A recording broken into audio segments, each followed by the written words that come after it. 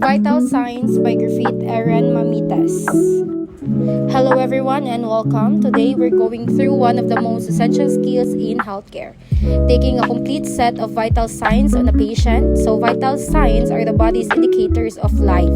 They give us an immediate snapshot of a patient's health status. I'm going to be checking the vital signs now, which includes your temperature, pulse, breathing, and blood pressure. We'll start with temperature. So I'm using thermometer. This measures the body's core heat.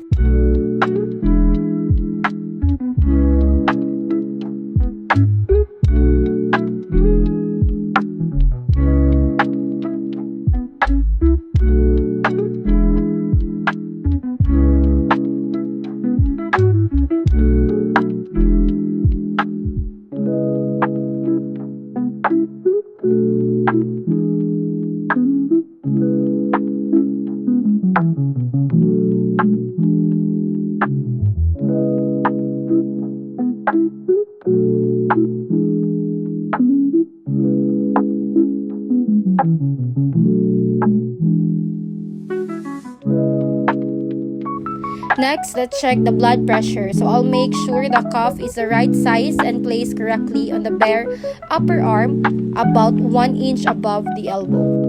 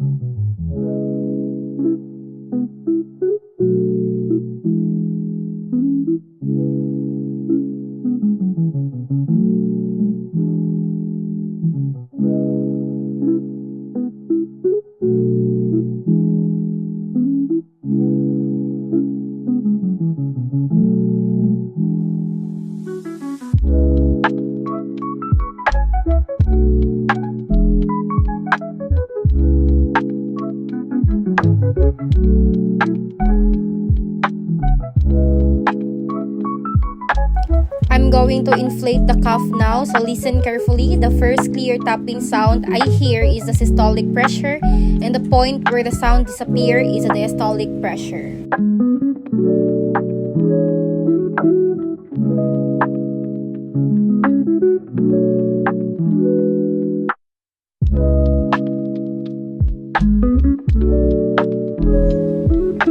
The blood pressure is 110/80 millimeters of mercury.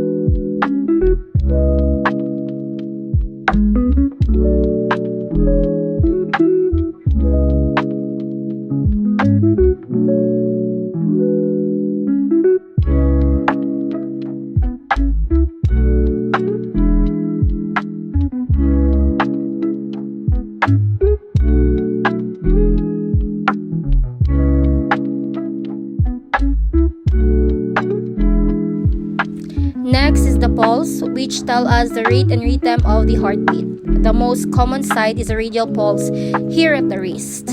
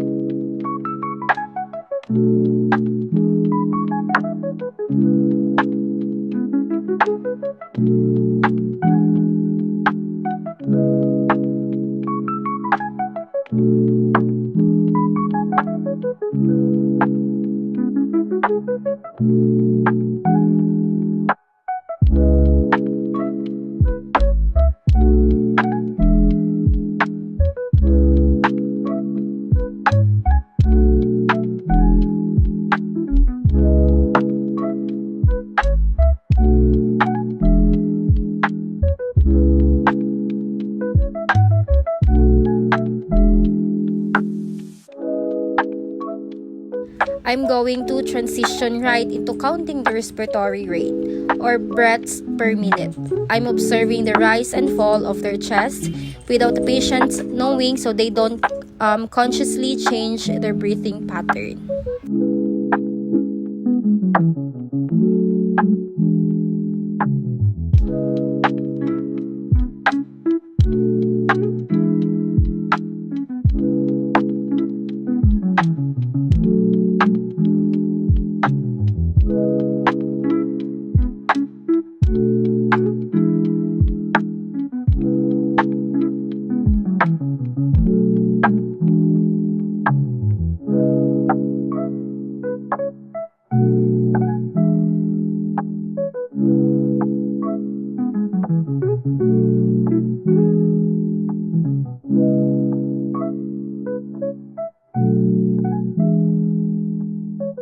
We've now completed our vital signs check and documented our findings. But this isn't just about numbers on a chart. Vital signs are the direct conversation with the patient's body. I'm applying the oil now. You might feel a gentle, cool sensation as it touches your skin. This oil will help make the massage smoother and more relaxing. Effleurage. The technique's variation, one-handed raking. So to use the raking technique, the fingers should be together or apart, moving in one direction.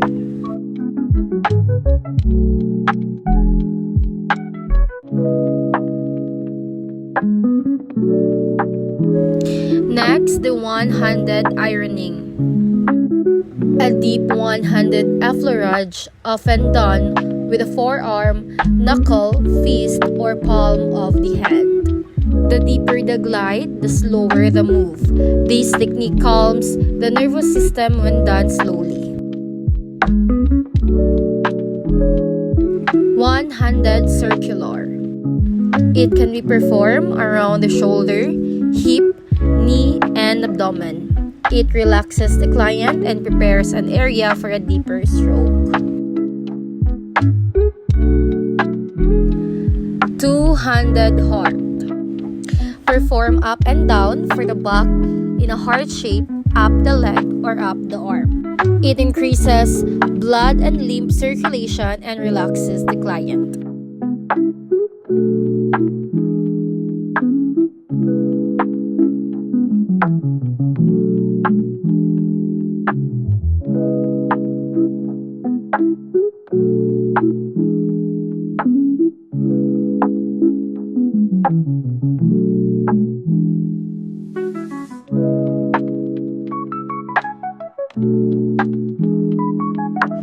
Two-handed circular.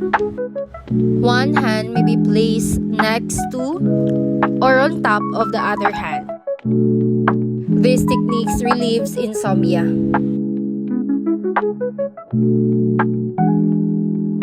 Alternate hand raking. The index and middle finger forming the letter V may be placed on either side of the spine. It is used to move from one side of the table to the other without losing contact with the client. Alternate hand circular or sun moon. It can be performed as one hand circles a region and the other hand move behind the first hand in a half circle or a crescent shape.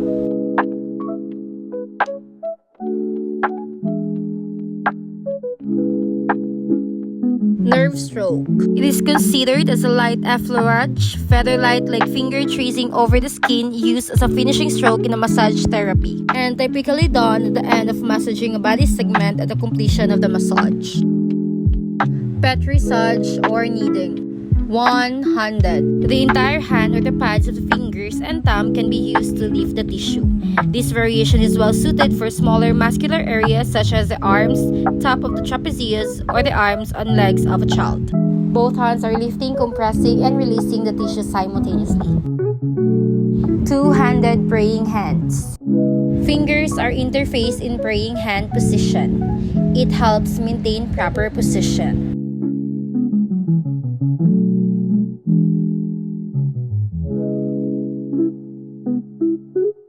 Two-handed ocean waves. Use a back and forth movement while the hand opposes each other. Lifting the sides and pressing down while on top is typically applied across larger muscular area or horizontally down the back.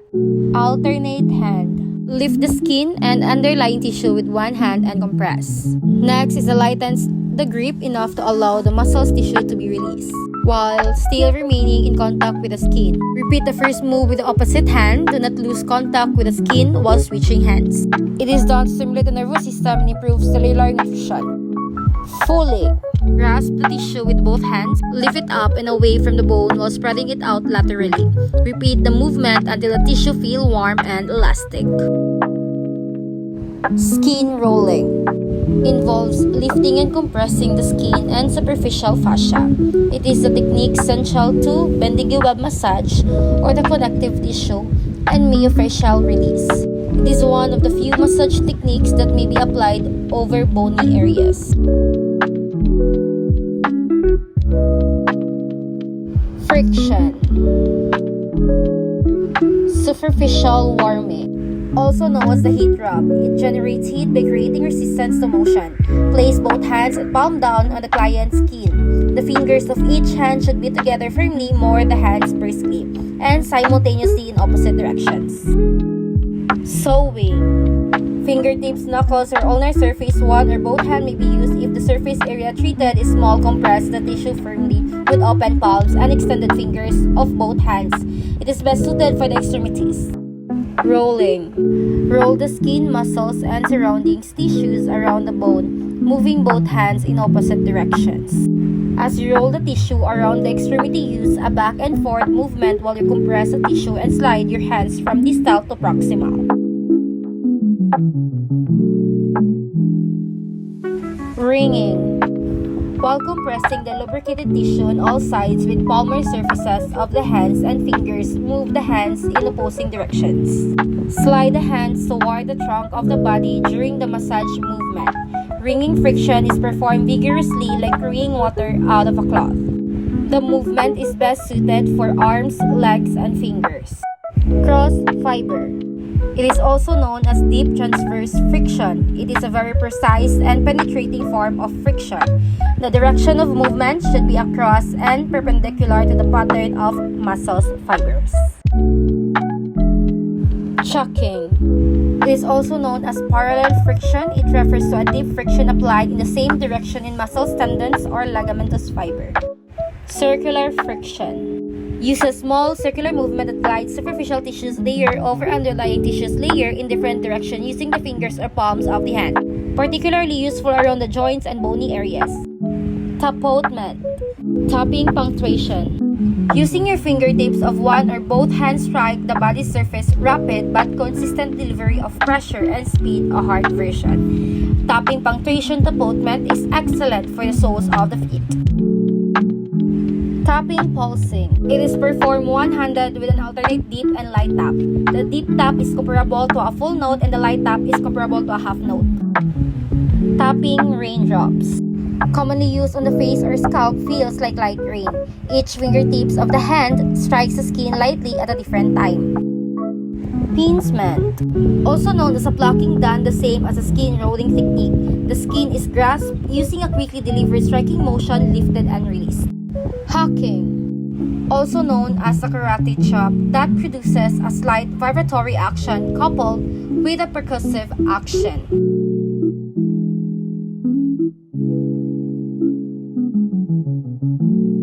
Quacking. Place the palms of both hands together. The skin is struck using only the sides of the third, fourth, and fifth finger. The air moving out of the hands during the strike make a quacking sound. Cupping.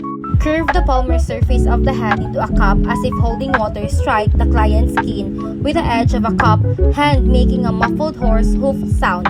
A vacuum is created when lifting the palm from the skin surface, hence the hollow sound of suction. Pounding. It is performed with the side of one or both loose fists contacting the skin. Alternately, loose fist beating is used on large muscular areas such as the posterior legs and the hips. Wrapping. Performed using a loose fist placed palm down striking the skin's surface. Diffuse. It is commonly used over the abdominal region. Drag the open hand across the skin as you move across the skin's surface. Clapping. Also known as slapping, it is performed with the palmar surface of the hands and fingers striking. Vibration. Fine. Place fingertips on the skin and begin a trembling movement by rapidly contracting and relaxing the arm, keeping the finger and wrist stiff. Fingers should be moving from side to side while maintaining contact with the skin. Jostling. It can be used on a muscle, belly, or limb. Shake vigorously but rhythmically back and forth. Coarse vibration. Therapists grasp the muscle or limb with one or both hands and shake or pulse it vigorously. Rocking. It is done by pushing the client's body with one hand or tossing the body back and forth on the table between two hands. It requires a pitch and catch motion. Push or pitch the body with one or both hands, retrieving or catching it as the body swings back towards you. And that's a wrap. Thank you for sticking around and watching all the way through.